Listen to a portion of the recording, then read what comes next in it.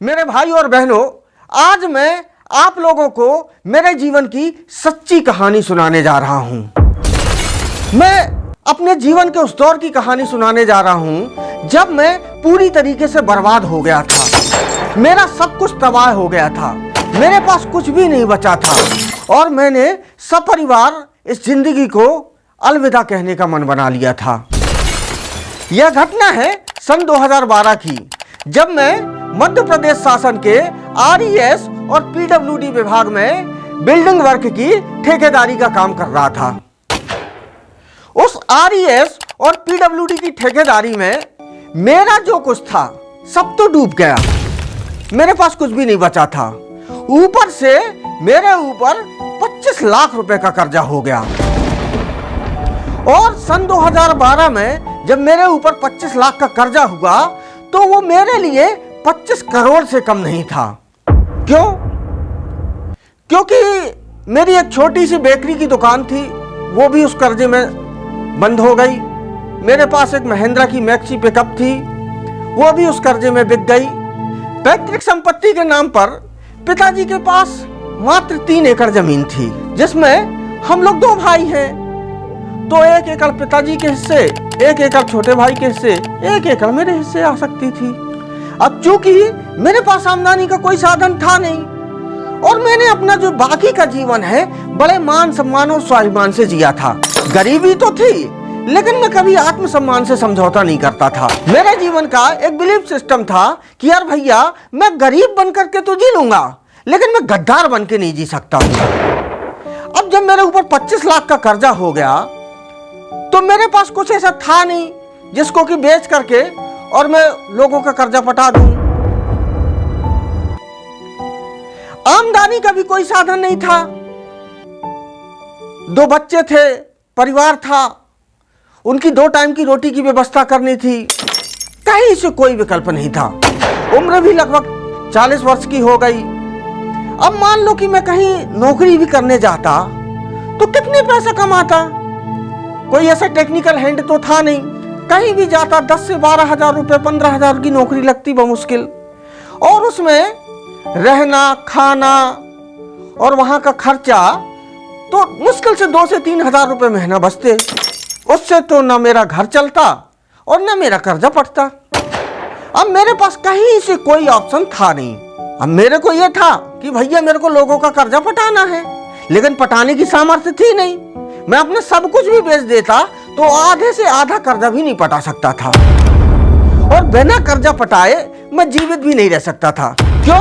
क्योंकि ऐसी जिल्लत भरी जिंदगी जीना अपने स्वभाव के बाहर की बात थी। अब मैं करूं तो करूं क्या? पिताजी के पास भी ऐसी कोई स्थिति परिस्थिति थी नहीं कि वो मेरी मदद कर देते। उनके पास स्वयं की 2 टाइम की रोटी का जुगाड़ नहीं था। भाई 3 एकड़ जमीन में कितना होता है? तब मैंने सोचा कि अब सपरिवार इस जीवन को गुड बाय कह देना चाहिए, क्योंकि कोई रास्ता बचा ही नहीं है।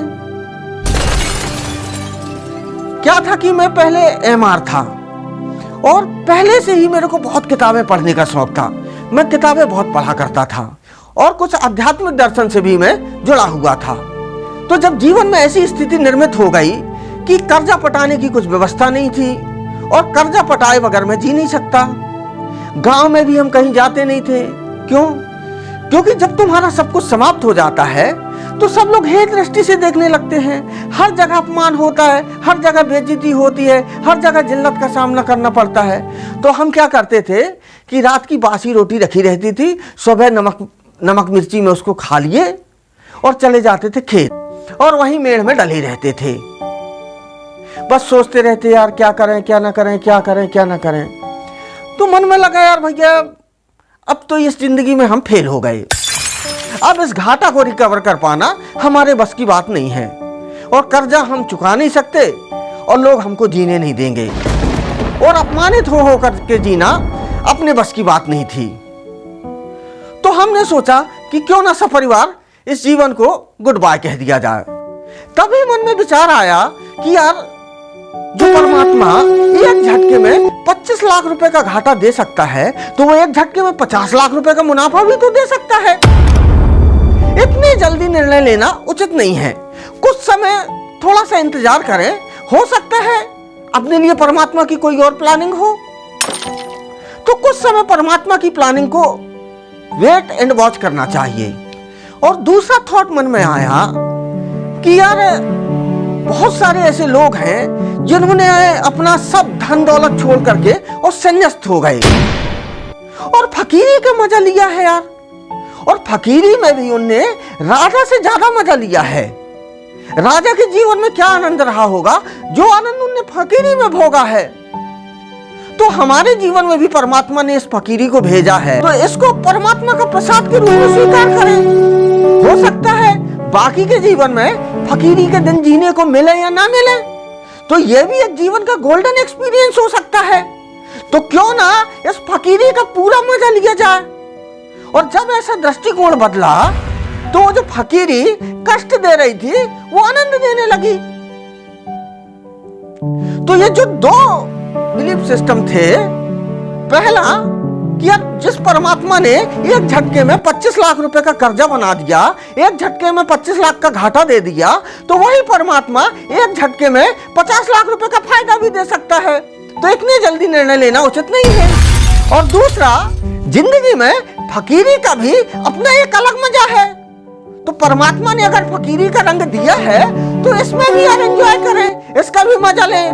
और यार मेरे मन में, मैं नहीं जानता कैसे क्या कहां से, लेकिन एक बहुत गहरा विश्वास था कि भले इतनी विकराल परिस्थिति निर्मित हो गई है, भले ही इतनी विकराल परिस्थिति निर्मित हो गई है, कहीं कोई रास्ता सूझ नहीं पड़ रहा, कहीं से कोई भी दूर दूर तक आशा की किरण दिखाई नहीं दे रही थी, लेकिन मन में एक भरोसा था कि चाहे जैसे के भी हो, इस परेशानी से, इस विपत्ति से, इस संकट से मैं जल्दी उबर जाऊंगा। ऐसा मेरे मन में बहुत गहरा विश्वास था। और एक दिन मेरे जीवन में फिर से जो है स्वर्णिम दिन आएंगे और आनंद का उजाला आएगा। तो मेरा आत्मविश्वास कभी भी डिगा नहीं था। इतनी विपरीत परिस्थिति में भी मैं हताश और निराश नहीं हुआ। मेरे को लगता था ये मुसीबत आई है तो बहुत कम समय के लिए आई है और ये मेरे को फकीरी का मजा का एहसास कराने के लिए आई है। तो बेहतरीन फकीरी का मजा लो और बहुत जल्दी ये विपत्ति कट जाएगी। और फिर क्या हुआ, ये सन 2012 में जो 25 लाख का घाटा था, सन 2016 तक 4 साल में 2% इंटरेस्ट के साथ में डबल हो गया, 50 लाख हो गया। 18 आते आते 65 से 70 लाख हो गया। लेकिन हमको कोई टेंशन नहीं थी। हमारा ये था कि हम हैं राजी उसी में जिसमें तेरी रजा है। ये बात जो है हमारे हृदय में पूरी थी कि भगवान जो दिन दिखाएगा हम देखेंगे। कई बार पत्नी परेशान होकर बोलती थी क्या होगा कैसे होगा, तो हम बोले देख यार भैया, गरीबी के दिन है, बहुत सारे लोग गरीबी के दिन जीते हैं, अपन भी जिएंगे। और अपन को जिंदगी में चाहिए क्या? रहने के लिए पिताजी का मकान है, 2 टाइम की रोटी के लिए देखते हैं बने की व्यवस्था तो ठीक है, नहीं तो ब्राह्मण है भिक्षाटन करेंगे और सुबह से 1-2 घंटा भीख मांग लिया करेंगे, तो 2 टाइम की रोटी का जुगाड़ हो जाएगा। इससे ज्यादा अपने को कुछ लगना नहीं है। और जैसे दिन भगवान जिलाएगा वैसे दिन जिएंगे। देखते तो हैं क्या होता है। और हर दिनों का अपना एक अलग मजा है।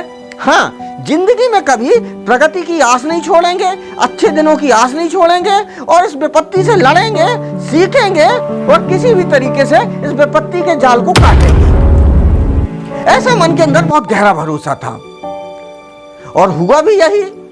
2018 के बाद में धीरे धीरे परिस्थितियां बदली और धीरे धीरे परमात्मा ने चमत्कार किया और धीरे धीरे वह कर्जा लगभग खत्म हो गया। अभी भी है, थोड़ा बहुत है, लेकिन जब उतना बड़ा जो है पहाड़ हमने झेल लिया तो ये थोड़ा बहुत बचा है, इससे भी निपट लेंगे।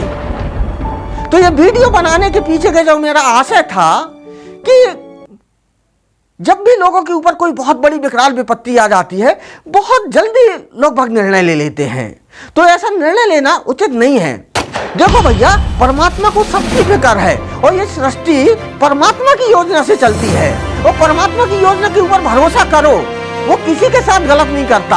अगर आपका आत्मबल मजबूत है, आपका दृष्टिकोण सकारात्मक है और आप इस विपत्ति के जाल को काटने की मनोदशा रखते हैं तो कट जाएगा। और मेरा तो कटा है यार भैया। सब लोग सोचने लगे थे कि ये बर्बाद हो गया, अब इसके जीवन में कभी भी कुछ अच्छा नहीं होगा, लेकिन अच्छा हुआ।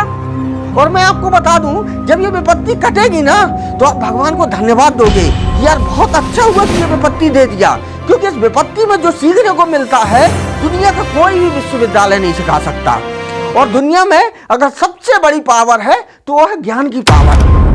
पैसा कभी सबसे बड़ा पावरफुल चीज नहीं रहा है, नॉलेज जो है हमेशा से सुप्रीम पावर रहा है। और विपत्ति का विश्वविद्यालय जो ज्ञान देता है, आज तक वैसा ज्ञान देने वाला कोई भी विश्वविद्यालय दुनिया में नहीं बना है। तो मैं गारंटी से कहता हूं कि आप भगवान को धन्यवाद देंगे उन दिनों के लिए। और मैं तो बड़ा प्रसन्न हूं कि अच्छा हुआ वैसे दिन मेरे जीवन में आए। तो उससे जो लाइफ की लर्निंग मिली, उससे अब मतलब बड़ी बड़ी विपत्तियां, बड़ी बड़ी परेशानी चुटकियों में गुजर जाती हैं, एहसास ही नहीं होता। और तुमको क्या लगता है यार कि तुम परेशान हो तो जिनके पास धन दौलत है वो परेशान नहीं है, उनके जीवन में कोई मुसीबत नहीं है। वो उसी की तरीके से है भैया कि जिसके दांत में दर्द हो जाता है ना, उसको लगता है कि जिनके दांतों में दर्द नहीं है वो दुनिया के सबसे सुखी लोग हैं। कभी जाकर के पूछना उनको तो पता चलेगा। तो मेरे कहने का मतलब ये है, कभी भी ऐसे ध्वंसात्मक निर्णय जीवन में नहीं लेना चाहिए। बहुत जल्दी हताश और निराश होकर जीवन से हार नहीं मानना चाहिए, लड़ना चाहिए। और लड़ोगे तो एक दिन जीतोगे। मेरे को लगता है कि जो मेरे कहने का भाव था आप लोगों के ध्यान में आ गया होगा। आप लोगों ने मेरी बात को यहां तक बहुत ही प्रेम पूर्वक सुना, इसके लिए मैं आपका हृदय से आभारी हूं। बहुत बहुत धन्यवाद, बहुत बहुत धन्यवाद।